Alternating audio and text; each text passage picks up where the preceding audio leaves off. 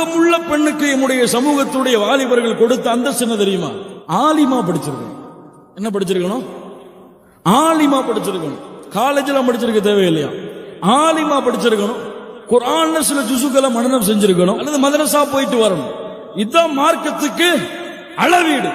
அல்லது Facebookல Islamic chat, Islamic போஸ்டரா போடும். இன்னைக்கு நம்முடைய வாலிபர்கள் கொடுக்கக்கூடிய மேரேஜ் ரிக்வெஸ்ட் யாருக்கெல்லாம்?